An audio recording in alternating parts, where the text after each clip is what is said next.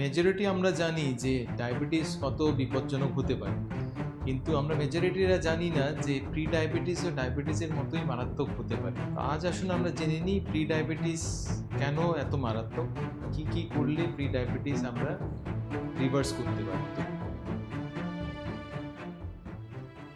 Pre diabetes exactly diabetes না। ডায়াবেটিসে যতটুকু sugar থাকে ঠিক প্রি ডায়াবেটিসে ততটুকু ব্লাড সুগার ততটুকু বেশি থাকে না, কিন্তু এক্স্যাক্টলি নর্মালও ব্লাড সুগার থাকে না। কিন্তু প্রি ডায়াবেটিস যদি আপনি সময় সময় অনুযায়ী এটা নির্ধারণ করতে না পারেন, তাহলে কিন্তু সেটা অনেক কমপ্লিকেশন করতে পারে। ডায়াবেটিসে সাধারণত বিভিন্ন সিমটমস থাকে, যেমন কারো তেষ্টা বেশি পায়, বা কারো ইউরিন বেশি পায়, বা খিদে ঘন ঘন পায়, বা উন্ড শুকোতে টাইম লাগে। কিন্তু প্রি ডায়াবেটিসে সাধারণত তেমন কোনো ফ্র্যাঙ্ক সিমটম থাকে না। তার জন্য প্রি ডায়াবেটিস অনেক ক্ষেত্রেই আমরা যে সিমটম, যে সাটল সাইন্স অ্যান্ড সিমটমগুলো আছে সেটা আমরা অবহেলা করি। তার জন্য অনেক পেশেন্ট আছে যে প্রি ডায়াবেটিস নিয়ে ঘুরে বেড়াচ্ছে। সমীক্ষায় দেখা গেছে যে কারো যদি একজনের ডায়াবেটিস থাকে, তার পেছনে কিন্তু 3 থেকে 4 জনের প্রি ডায়াবেটিস থাকে। তো মিলিয়ন্স অ্যান্ড মিলিয়ন্স লোকেদের প্রি ডায়াবেটিস আছে। অ্যান্ড প্রি ডায়াবেটিস যদি কন্ট্রোল করা না হয়, সেটা আলটিমেটলি কিন্তু ডায়াবেটিসে প্রোগ্রেস করবে। আপ টু 70% প্রি ডায়াবেটিসে কিন্তু ভবিষ্যতে ডায়াবেটিস হবে। আর প্রি ডায়াবেটিস যে শুধু ডায়াবেটিসে কনভার্ট করবে সেটা না, প্রি ডায়াবেটিস হলে আলটিমেটলি কিন্তু বিভিন্ন কমপ্লিকেশন, হার্টের কমপ্লিকেশন বা নার্ভের কমপ্লিকেশন, কিডনির কমপ্লিকেশন, ফ্যাটি লিভার ডিজিজ ওগুলো হতে পারে। তো তার জন্য এই প্রি ডায়াবেটিস সময় মতো নির্ধারণ করাটা ইম্পর্টেন্ট অ্যাজ এ পেশেন্ট হিসেবে। অনেক ক্ষেত্রে আমরা কি করি অ্যাজ এ ডক্টর হিসেবেও, অনেক ক্ষেত্রে অনেক ডক্টররা কিন্তু ওই যে ব্লাড সুগার সামান্য যেটা এলিভেটেড, যেটা প্রি ডায়াবেটিস রেঞ্জে পড়ছে, সেটা অনেক ক্ষেত্রে ডক্টররা অ্যাভয়েড বা ওভারলুক করছে। তো তার জন্য as a patient and as a doctor দুজনকেই কিন্তু প্রি ডায়াবেটিস সম্পর্কে সচেতন হতে হবে, যেন আমরা প্রি ডায়াবেটিসকে রিভার্স করতে পারি অ্যান্ড কমপ্লিকেশন থেকে আমরা প্রতিরোধ করতে পারি। প্রি ডায়াবেটিসের কিছু কিছু সাটেল সাইন্স অ্যান্ড সিমটমস থাকে। তার মধ্যে অন্যতম হচ্ছে অ্যাকান্থোসিস। অ্যাকান্থোসিস হচ্ছে একটা স্কিন কন্ডিশন, যেটা স্কিনে সাধারণত স্পেশালি ঘাড়ে বা আমাদের যে বগল আছে, এখানে বগলের যে ফোল্ড আছে, এটাতে ভেলভেটি ব্ল্যাকিশ একটা ডিসকালারেশন থাকে। অ্যান্ড এই ভেলভেটি ব্ল্যাকিশ ডিসকালারেশনটাই হচ্ছে অ্যাকান্থোসিস। তো সেটা ইন্ডিকেট করছে যে আপনার মোস্ট লাইকলি প্রি ডায়াবেটিস আছে, আপনার চেক করাটা ইম্পর্টেন্ট। তেমনই আরও কিছু কিছু সাইন্স অ্যান্ড সিমটম আছে। তার মধ্যে অন্যতম হচ্ছে, যেটা আমাদের দেশে বহুল প্রচলিত, মানে সবারই অলমোস্ট আছে, সেটা হচ্ছে ভুঁড়ি বা অ্যাবডোমিনাল ফ্যাট। তো ভুঁড়ি যদি থাকে, অ্যাবডোমিনাল ফ্যাট যদি থাকে, সেটাও ইন্ডিকেট করছে যে প্রবাবলি আপনার প্রি ডায়াবেটিস আছে। তার সঙ্গে আরও কিছু কিছু সিমটম, যেমন স্পেশালি দুপুরবেলা খাওয়ার পর যদি এক্সেসিভলি আপনার ঘুম পায়, আপনার মিড আফটারনুন যদি এনার্জি ক্র্যাশ হয়, বা যদি আপনার এক্সেসিভ ক্রেভিং থাকে সুইটের প্রতি, সেটাও ইন্ডিকেট করছে যে আপনার ব্লাড সুগার রেগুলেশন নর্মাল না, আপনার প্রি ডায়াবেটিস আছে। তেমনই আপনার লিপিড প্রোফাইল যদি ডিরেঞ্জ থাকে, স্পেশালি আপনার ট্রাইগ্লিসারাইড যদি অনেক বেশি থাকে, এইচডিএল যদি অনেক কম থাকে,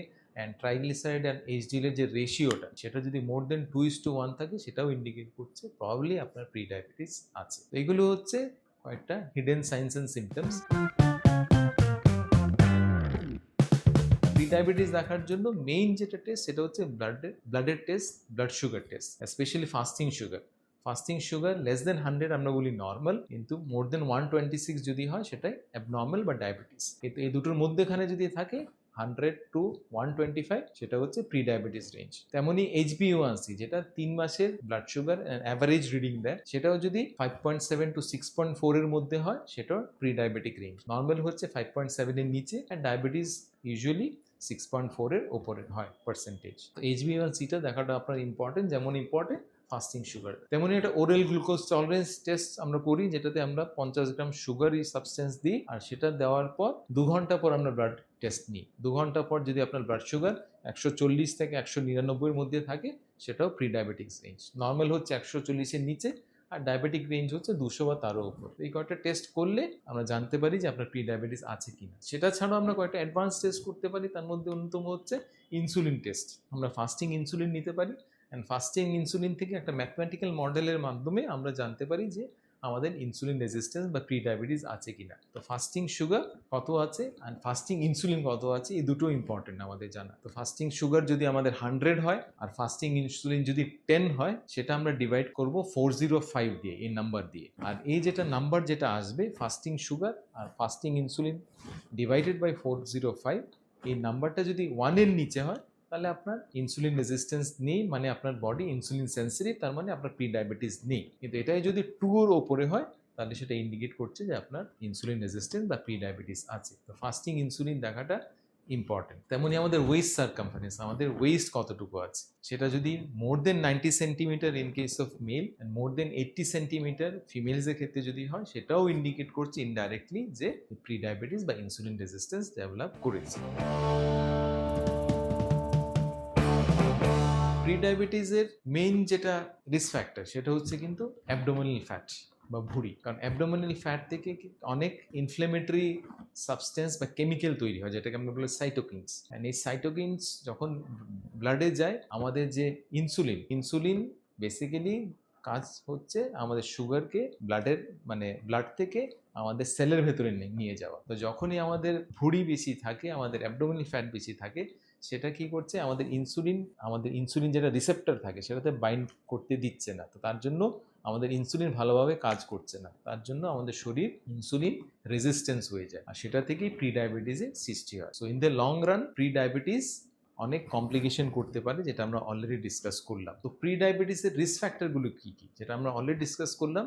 প্রি ডায়াবেটিসের মেইন রিস্ক ফ্যাক্টর হচ্ছে ভুঁড়ি বা অ্যাবডোমিনাল ওবিসিটি। সেটা ছাড়া অন্যান্য রিস্ক ফ্যাক্টর মেইন যেটা হচ্ছে সেটা হচ্ছে এইজ। আমাদের যতই বয়স বাড়ে আমাদের কিন্তু ইনসুলিন সেন্সিটিভিটি বডিতে কমে যায়।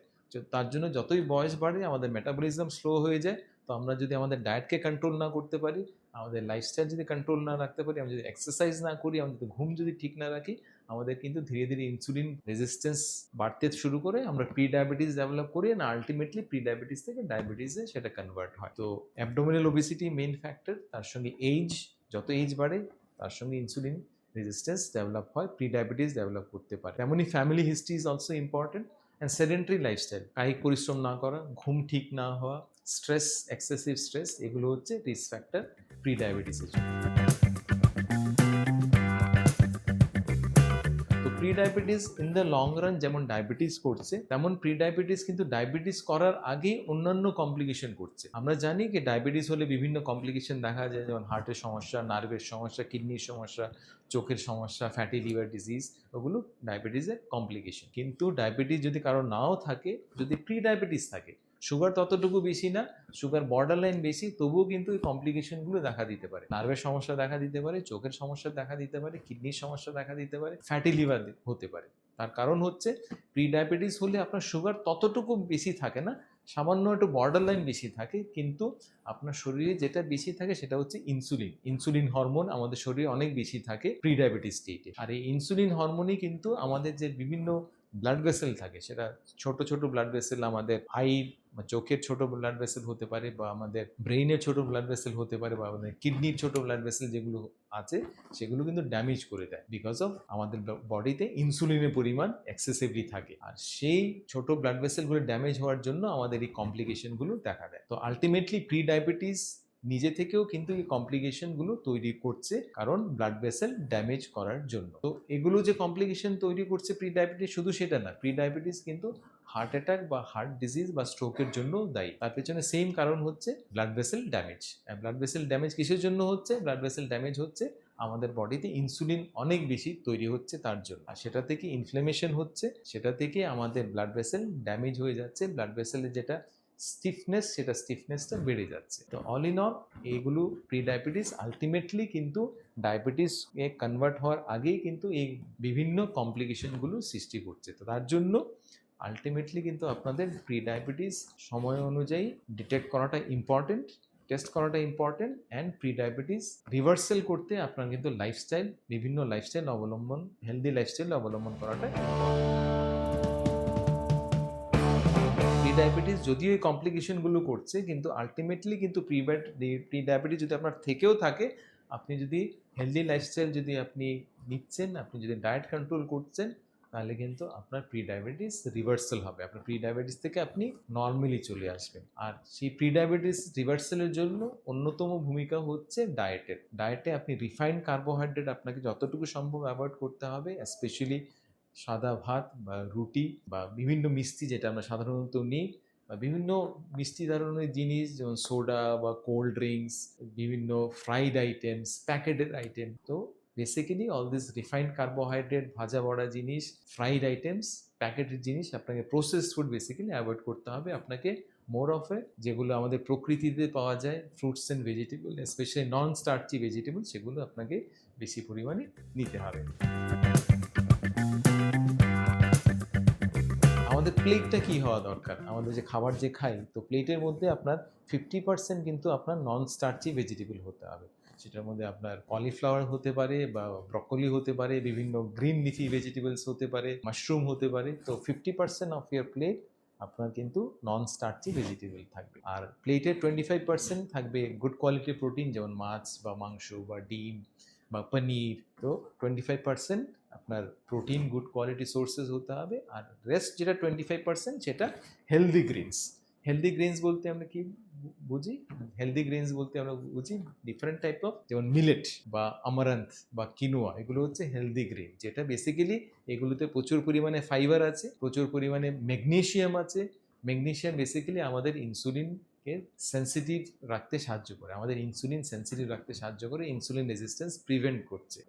এই গ্রেনসগুলোতে ফাইবারের পরিমাণ বেশি আছে, প্রোটিন ভালো পরিমাণে আছে, লাইসিন নামের প্রোটিন আছে যেটা আমাদের মাসেল বিল্ড আপ করছে, বিভিন্ন ফাইটোকেমিক্যালস আছে যেটা আমাদের ইনসুলিন রেজিস্ট্যান্ট ইনফ্লেমেশন প্রতিরোধ করছে। তো আমাদের যে বিভিন্ন গ্রেনস, স্পেশালি হোয়াইট রাইস বা হুইটসের পরিবর্তে আমাদের মিলেটসে শিফট করাটা দরকার, বা কিনোয়া বা আমারান্তে শিফট করাটা দরকার।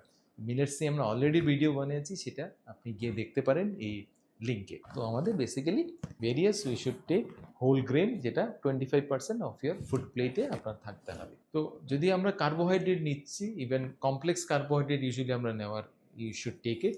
কমপ্লেক্স কার্বোহাইড্রেট নিলেও যদি আপনি শর্করা নিচ্ছেনও, আপনাকে সেটা early part of the day নিতে হবে, কারণ early part of the day আমাদের বডি ইনসুলিন বেশি সেন্সিটিভ থাকে, আর সন্ধ্যাবেলা বা রাত্রিবেলা আমাদের বডি ইনসুলিন রেজিস্ট্যান্ট হয়ে যায়। তো তার জন্য আমাদের কার্বোহাইড্রেট যেটাই আমরা নিচ্ছি early part of the day আমাদের নিলে সেটা বেটার। আর যখনই আমরা শর্করা নিচ্ছি বা কার্বোহাইড্রেট নিচ্ছি, তখন সেটা হেলদি ফ্যাট বা হেলদি প্রোটিনের সঙ্গে যদি নিই, তাহলে আমাদের শর্করা থেকে যে আমাদের সুগার স্পাইক হবে সেটা অনেকটাই প্রশমিত বা কম হবে। সাপোজ এখন গ্রীষ্মকালীন সময় চলছে, এখন অনেক ফ্রুটস পাওয়া যায়, যেমন সামার ফ্রুটস, যেমন আম পাওয়া যায় বা কাঁঠাল পাওয়া যায় বা আনারস পাওয়া যায়। আপনার খেতে ইচ্ছে হচ্ছে, কারণ এগুলো basically is a simple carbohydrate. তো এটা যদি আপনি এমনিতেই খাচ্ছেন, আপনার সুগার কিন্তু আপনার অনেক রেজ করবে। তো সেটা প্রিভেনশনের জন্য এটা আপনি কিছু ফ্যাটস বা প্রোটিনের সঙ্গে মিশিয়ে যদি খান, তাহলে সেটা কিন্তু আপনার ততটুকু সুগার স্পাইক করবে না। তার মানে হচ্ছে যখনই আপনি আম খাবেন, ফার্স্ট অফ অল আপনার পোর্শন কন্ট্রোল করতে হবে। আপনাকে 2-3টা আম একসঙ্গে খাবেন না, পোর্শন আপনি কন্ট্রোল করুন, কিন্তু আমটা আপনি মিক্স করুন দইয়ের সঙ্গে, কারণ দই হচ্ছে গুড কোয়ালিটি অফ ফ্যাট। সেটার সঙ্গে মিক্স করতে পারেন আপনি বিভিন্ন নাটস অ্যান্ড সিডস, যেমন পাম্পকিন সিডস বা ওয়াটারমেলন সিডস বা ওয়ালনাটস, বিভিন্ন নাটস অ্যান্ড সিডস আপনি মিক্স করতে পারেন, যেটাতে আছে ফাইবার, যেটাতে আছে প্রোটিন, যেটাতে আছে হেলদি ফ্যাট। তো যেহেতু এই কার্বোহাইড্রেটটা আপনি মিক্স করছেন বিভিন্ন ফ্যাট বা প্রোটিনের সঙ্গে, আপনি যখনই আম খাচ্ছেন দইয়ের সঙ্গে মিক্স করে, তার সঙ্গে নাটস অ্যান্ড সিডস আপনি মিক্স করছেন, আপনার সুগার ততটুকু রেজ হবে না যতটুকু আপনি শুধু যদি আম খাচ্ছেন উইদাউট এনিথিং, ততটুকু আপনার সুগার রেজ হবে না। তো তার জন্য যখনই আপনি কার্বোহাইড্রেট নিচ্ছেন, সেটা ফ্যাট বা প্রোটিনের সঙ্গে মিক্স করে খেলে সেটা is always better for year sugar level. আপনার হাঁটাচলা করাটা ইম্পর্টেন্ট। আমরা আগের ভিডিওতে দেখেছি যে 10 মিনিটস রুল, যখনই আপনি খাবার খাবেন, খাবার 10 মিনিট পর, খাবার পর 10 মিনিট মিনিমাম আপনি হাঁটাচলা করবেন। কারণ যখনই আমরা হাঁটি, আমাদের যে পায়ের মাসেল আছে, পায়ের মাসেলটা কন্ট্রাক্ট হয়, আর এই পায়ের মাসেল কন্ট্রাকশন বেসিক্যালি আমাদের যে সুগার আছে সেই সুগারকে শুষে নিতে সাহায্য করছে, অ্যাবজর্ব করতে সাহায্য করছে। তো যখনই আমরা খাবার খাচ্ছি, খাবারের পর আপনার মিনিমাম 10 মিনিটস হাঁটাচলা করাটা ইম্পর্টেন্ট, সেটা আমাদের সুগার কন্ট্রোল রাখতে সাহায্য করছে, আপনার প্রি ডায়াবেটিস রিভার্সালে সেটা অনেকটাই সাহায্য করবে। তেমনই exercise, moderate level of aerobic exercise, যেমন হাঁটা চলা বা জগিং বা রানিং বা সুইমিং করাটা ইম্পর্টেন্ট। সেটা করলে আপনার ওজন কমবে, আপনার ব্লাড প্রেশার নিয়ন্ত্রিত থাকবে, আপনার ইনফ্লামেশন ডিক্রিজ হবে, আপনার ইনসুলিন সেন্সিটিভিটি বাড়বে, and আপনার প্রি ডায়াবেটিস রিভার্সাল হয়ে যাবে। প্রি ডায়াবেটিস যদি আপনার থেকেও থাকে, সেটা থেকে আপনি নর্মালি চলে আসতে পারেন। তো তার সঙ্গে এক্সারসাইজ, ডায়েট যেমন ইম্পর্টেন্ট, এক্সারসাইজ যেমন ইম্পর্টেন্ট, স্পেশালি খাওয়ার পর এক্সারসাইজটা যেমন ইম্পর্টেন্ট, তেমনই ঘুম, গুড কোয়ালিটি স্লিপ আপনার 7 থেকে 9 ঘন্টা আপনাকে ঘুমোতে হবে। কারণ ঘুমোলে আমাদের মেটাবলিজম ফাস্ট হয়, আমাদের স্ট্রেস লেভেল কমে, আমাদের কর্টিজল লেভেল কমছে, সেটা থেকে আমাদের ইনসুলিন বডিতে যেটা হ্যান্ডলিং সেটা অনেকটাই বেটার হয়। তার জন্য প্রি ডায়াবেটিস রিভার্সাল হয়, ব্লাড সুগার কন্ট্রোল থাকে। তার সঙ্গে স্ট্রেস রিডাকশন, বিভিন্ন মেডিটেশন, যোগা, প্রাণায়াম এগুলো করতে পারেন, যেটা করলে আপনার স্ট্রেস লেভেল কমবে, প্রি ডায়াবেটিস রিভার্সাল হবে। তো এই ভিডিওগুলো যে আপনার ভালো লেগে থাকে, আমাদের চ্যানেলকে সাবস্ক্রাইব, লাইক এন্ড শেয়ার করুন।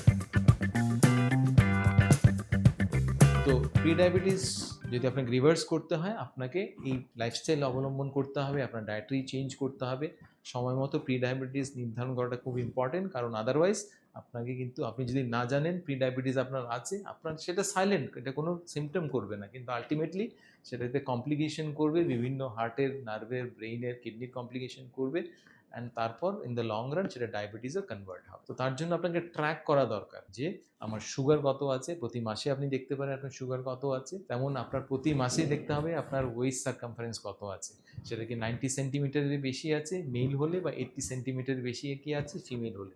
যদি এটা থাকে আপনাকে কিন্তু সেটা ডিক্রিজ করতে হবে, মেলের ক্ষেত্রে লেস দেন 90 সেন্টিমিটার, ফিমেলদের ক্ষেত্রে লেস দেন 80 সেন্টিমিটার। তেমনই প্রতি 3 মাসে আপনার HbA1cটা নির্ধারণ করাটা ইম্পর্টেন্ট, সেটা দেখতে হবে যে আপনার HbA1c যেমন 5.4 এর নিচে থাকে, ইটস অলওয়েজ বেটার, যত নিচে থাকবে তত বেটার। তেমনই প্রতি 6 মাসে আপনি সুগার প্রোফাইল করতে পারেন, HDL দেখতে পারেন, আর আপনার আইডিয়া হচ্ছে ট্রাইগ্লিসারাইড বা HDL রেশিও যেটা আছে সেটা less than as close as 1:1 যেন হয়। তো আশা করছি এই ভিডিওগুলো আপনাকে সাহায্য করছে, and thank you all for your patient hearing. And আপনার যদি এই ভিডিওটা ভালো লেগে থাকে, তাহলে আমাদের এই ভিডিওটা আপনি ফলো করুন।